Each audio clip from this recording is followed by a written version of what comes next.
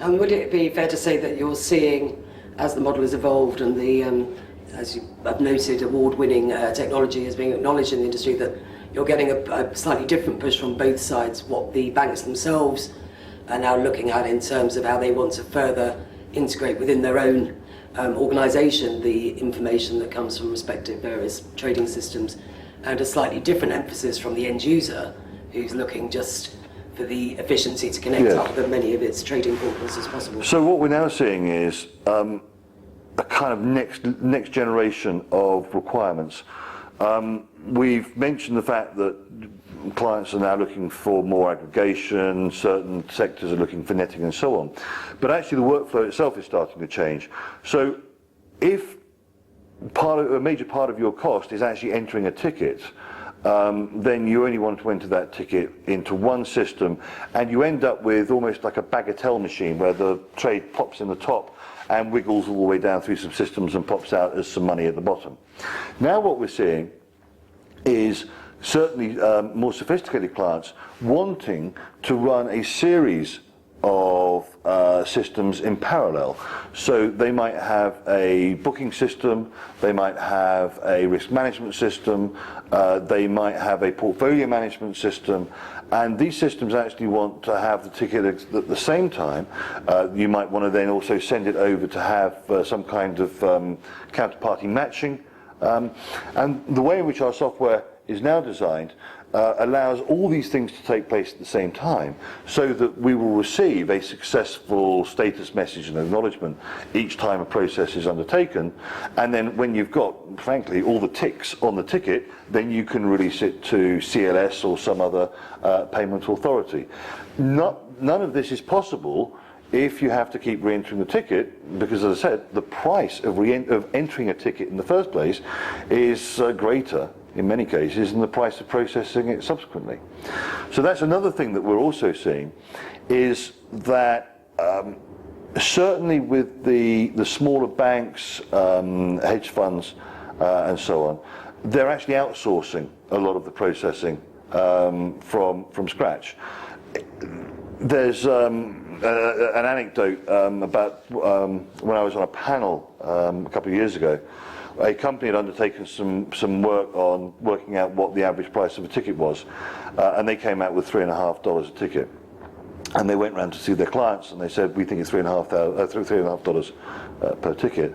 Half of the clients said that's far too high, and the other half said, well, that's far too low. So it was indeed the average, but actually nobody did $3.50 a ticket. So people like UBS and Citibank are sitting there doing maybe 25, 50 cents a ticket, and a medium-sized tier 2 bank is maybe paying $20 a ticket.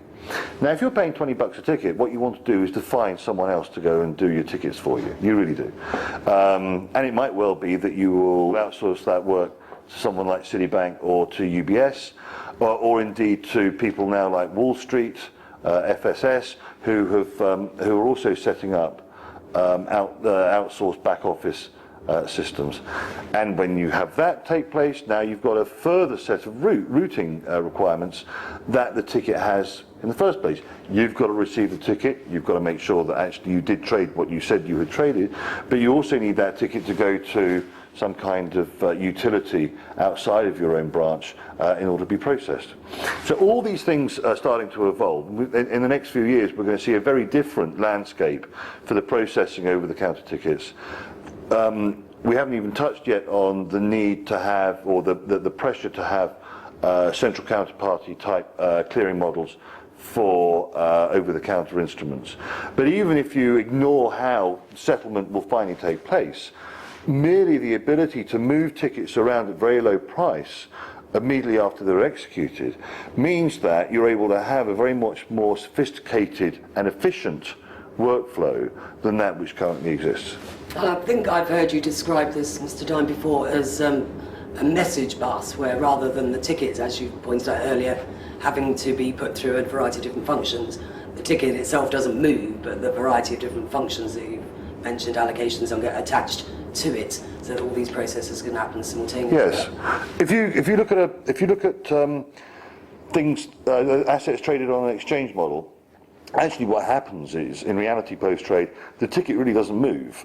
lots of things happen to the ticket, but the ticket remains in the same place. And that's why, partly why securities trading is a very much cheaper settlement process than over the counter. Over the counter, going back to that bagatelle machine, we've got this ticket that's moving all over the place. And what we really want is the ticket to stay in the same place and have a series of operations take place on it so that we know it's a valid ticket, we know that the dates are valid, that the counterparties are valid, that the instructions, delivery instructions are valid, and then what we want actually is for the payment to be made. And do you see this, you've mentioned a few companies earlier, is there any resistance in the marketplace to being tied, if you like, to what's potentially a competitive provider? If you're looking at the allocation space, for example, where FXall and State Street have proprietary products which in a way require an end user to connect to them or a bank to connect via them in order to perform that function. Do you see there being an opportunity actually for an entirely dependent utility, I think was the word you used earlier? Well, I think that actually all these post-trade resources have got value to various people. And in fact, what really should happen is that the ability to switch from one service provider to another according to either the nature of the counterparty, the service, the pricing, or whatever, should be made as easy as possible. In the same way that it is now a trivial exercise for me to change who I want to make a phone call through. Indeed, actually, I don't know how my phone calls get routed. I'm not altogether sure that I should really worry about how my tickets get routed. What I care about is whether they are routed effectively, and at the end of it, the payment gets made.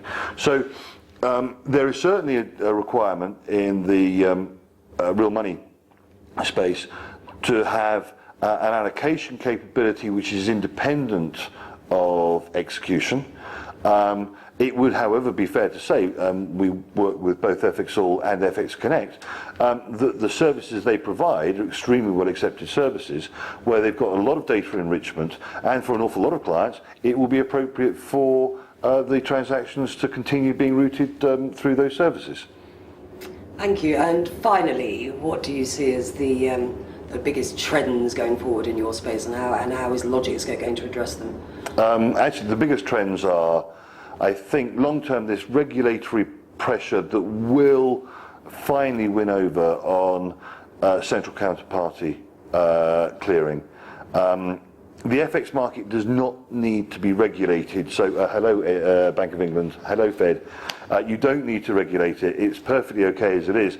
But what happens is that regulation spills over from other assets, and I think that we're going to see that happen in foreign exchange. I think we're going to see more and more outsourcing of back office processing, certainly with some of the smaller banks. It just doesn't make sense for them to be paying the amount they pay per ticket when they can get a significant cost reduction. And finally, I think that what we're going to see is a massive increase in the variety of assets that find themselves being delivered between execution venues and booking systems in the way in which we're currently delivering FX. It's amazing how sticky what we provide actually is. It has benefits from the dealer's perspective because they see their volumes increase. It has benefits from the client's perspective because they see their costs reduced. And when you've got something which really does favour absolutely everybody, then one would have thought that you would see a massive increase in its utilisation, and I hope so. Thank you very much, Mr. Dine.